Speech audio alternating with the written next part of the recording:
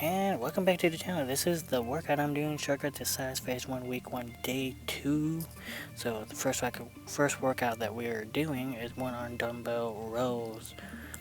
It's working the middle back of your back, of course.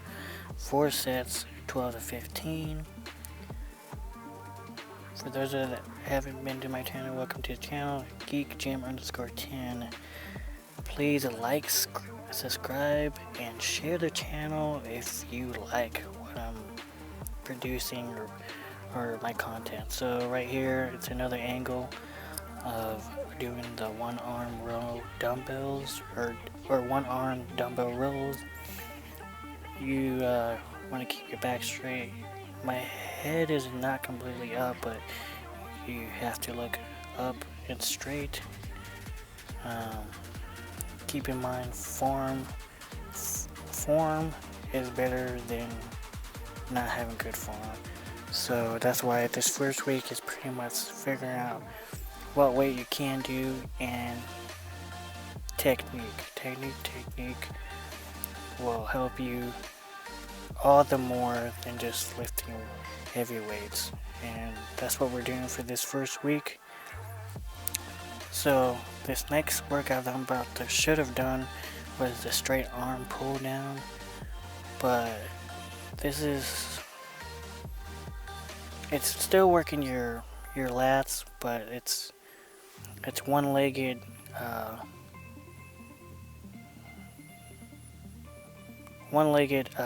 pulls.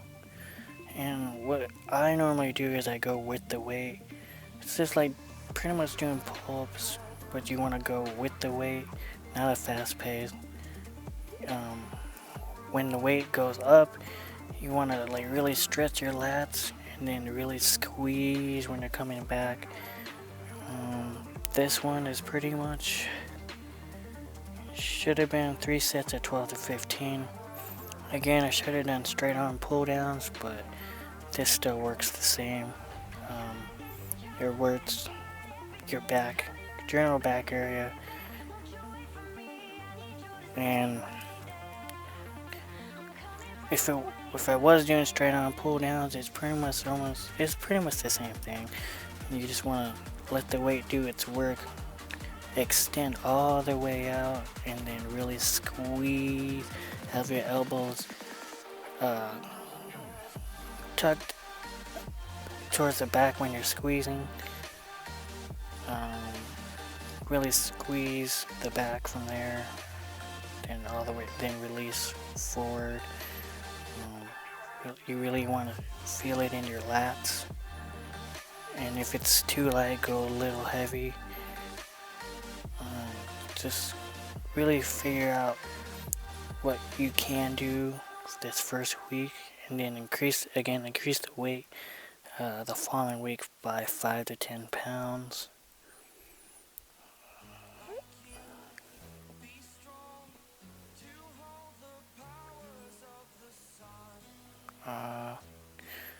This next workout is, oh well, whenever it gets to it. See how I'm getting kind of tired. I think I moved up like to 115, 130, but my grip strength is kind of getting worn out, and my form's kind of sloppy as I'm doing it. I'm fatiguing. That's why normally I try to do my ab workout in the beginning, so where my body's warmed up before I do it. So this one is what is this? Wide grip lat pull downs. The machines were all taken, so I mean this one was the only one I could have took. So it's the same thing. So when you're leaning back, you let the weights push you forward, and then just really feel where you are, what you're doing with the first set, and then if you need to, you can increase weight that way. I don't think I was going too heavy. for this wide grip lat pull down is 3 to 12 to 15 reps. I'm taking a little more longer rest for this. Just a little bit, not too long. Again, it's like the workout before. Really go all the way up and all the way down and squeeze those lats. You want to feel it when you're doing back workout. Right here we are doing barbell curls, 4 sets of 4 sets of 12 to 15. Right here I think I'm doing 40s or 50s. I felt really good coming into doing the back workout, so I went a little heavier. Normally I think it was 50 to 60. Normally we do 40s. I didn't want to do 40s, so I increased it. So what you want to do with this is Chris is working your biceps, so you want to go all the way down and really squeeze, going all the way to the top. What I do with these is when I do bicep curls, you really want your wrist to be straight, and sometimes I change the grip up. Right now I'm just doing the inside of the bar, but the inside of the bar works out your outside of your biceps, and then when you're doing the wider it is, it works the inside of your biceps. There's like a term for that, long head and short head of your biceps. I'm kind of fatiguing right here, but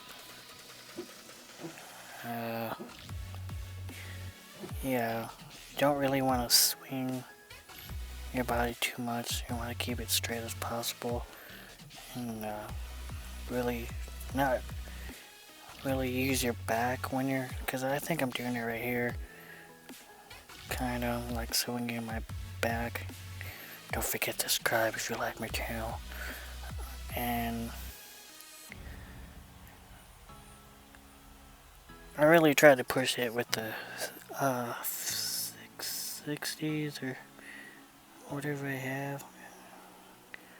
I think it's 70s, but I really try to push it. Again, you don't want to like use your hips as you're doing it. You really want to slow tempo, go all the way down and all the way up.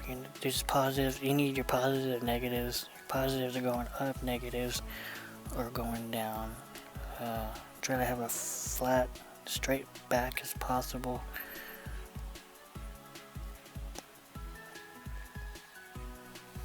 Again, take breaks when you need to. Push yourself if you think you can do it, but if you can't, there's no shame of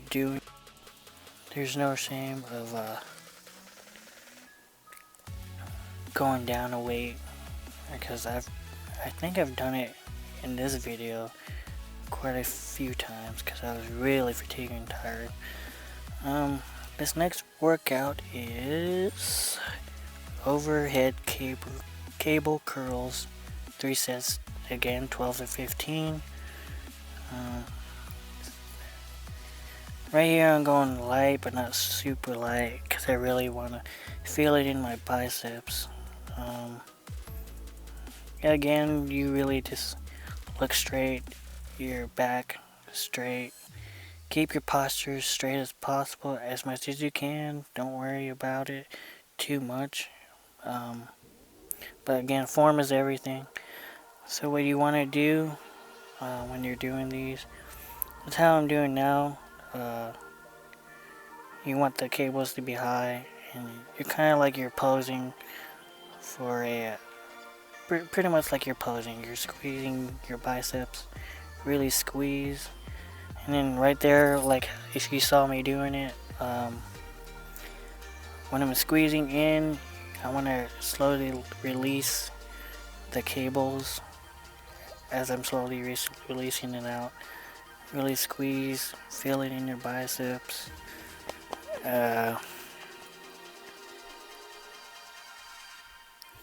Yeah, again, if you're fatigued, there's no shame of decreasing the rate. And if you do decrease the rate, I would suggest on doing more reps, like a pretty much failure type burnout set. Because I've seen not only bodybuilders, but just people at the gym in general, when they can't get a set in or something like that, they'll lighten the weight, but they pretty much do a burnout set. You can do multiple burnout sets, one to two, 2 to 3, whatever you have to, but it does help. This one is incline dumbbell curls, 3 sets of 12 to 15. Honestly, my back was hurting. I was really fatiguing in this one. As you can tell, I'm tired. You really want to lay back. You don't want to do what I'm doing again, but it works for me. I still feel it in my biceps. I think I'm mainly fatigued from the first 2 workouts that I did for biceps, but working single arm bicep curls is good. It's what makes your biceps grow. Where you're not fatiguing as much. This one I'm sitting off the edge as I'm doing it. Really don't want to swing too much like how I'm doing. My form's way off. It's horrible. But when you want to do it, you want to lay back, completely back. I mean, I guess you could lean your head off the bench a little bit, and just when you're going down, you want to have control when you're going down, and then when you're coming up, really squeeze. What some people do, and I do too sometimes when I'm doing, especially these ones, and if it's a lighter weight, which I should have done a lighter weight, honestly, is when you're coming up, not really using your hips and stuff. When you're coming up, you really squeeze when you come from the top, and then just kind of like twist your wrists as they're coming up and outwards, like how I'm kind of doing.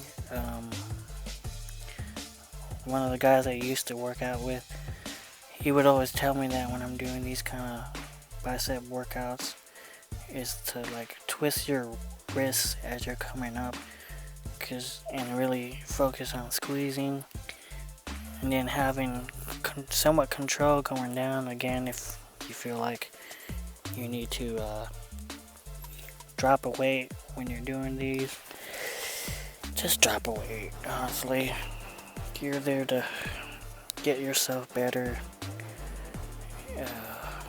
as a whole.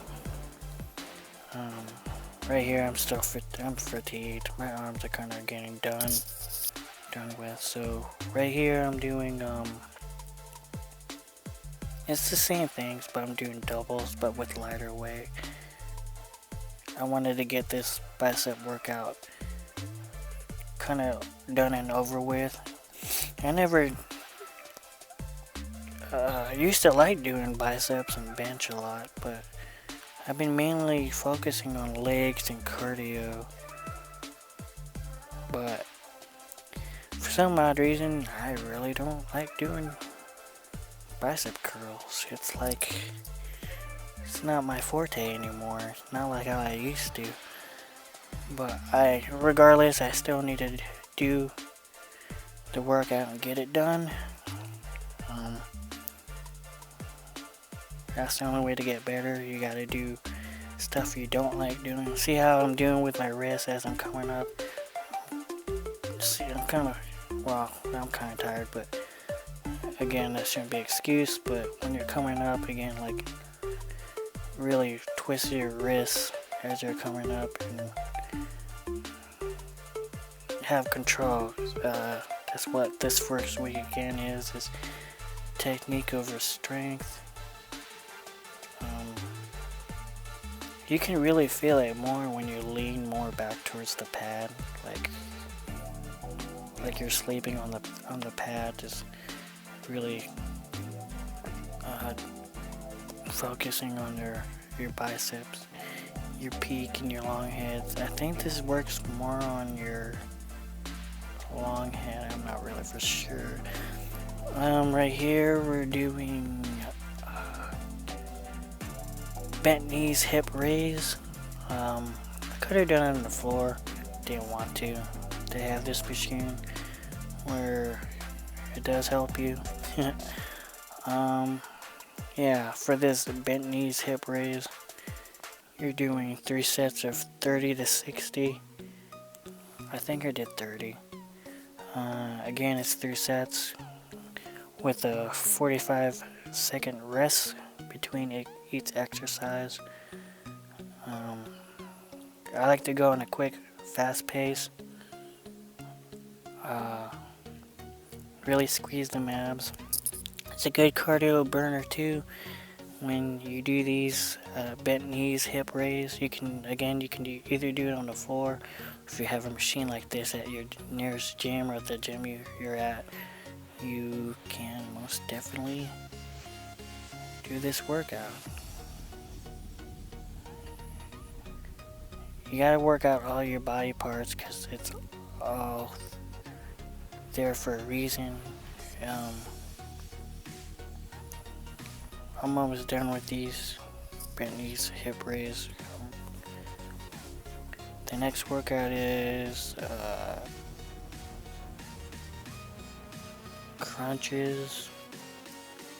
Again, 3 sets to 30. It says 39 to 60, but I do 30, I think, or 25. One of them. My back doesn't really touch the back end of the pad, so don't do that.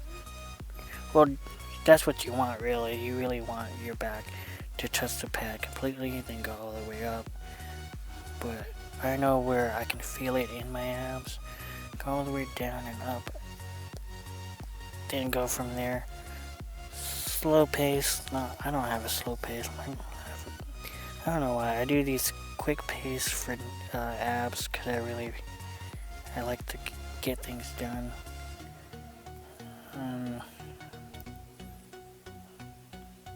Right here I'm like touching my knees. You can go past your knees, you don't really have to, but your back straight as you're coming up, and you can always readjust it when you're doing these ab workouts, more of a slant or not.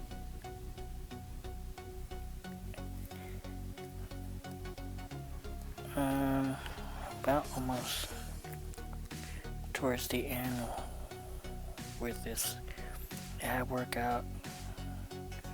You really want to touch your elbows to your knees, squeeze. Again, if you're tired and fatigued, you can always rest for like 5-10 seconds. Don't rest too long because you really want to burn some calories. You want to keep your tempo up. This next workout, it's called oblique crunches. Pretty much your elbow to your opposite leg as you're doing these crunches.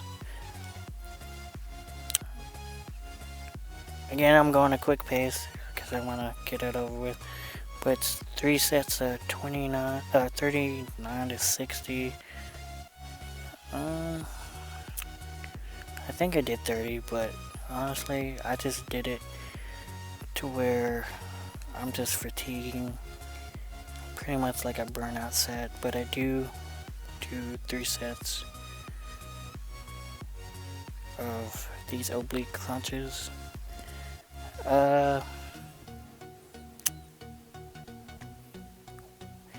When you're working out for this kind of session, you wanna, they say you wanna eat like every 2-3 hours. I just say just kind of eat what you can, but in a way, but watch out what you eat. What did I eat that day? I think I ate like a bagel with some apples or something. Drink plenty of water throughout the workout. Then after you work out, you should at least kind of have, not really after, maybe like an hour or two after your workout, get something in your stomach. Thank you. And then don't forget to like and subscribe to the channel. Yeah, I got the Reefer protein shake. And what the Platte City Nutrition is pretty much they have not only protein in it, but it has replacement meals, and it's all in one. So every shake that they give out, it comes with replacement meal and protein shakes. All natural.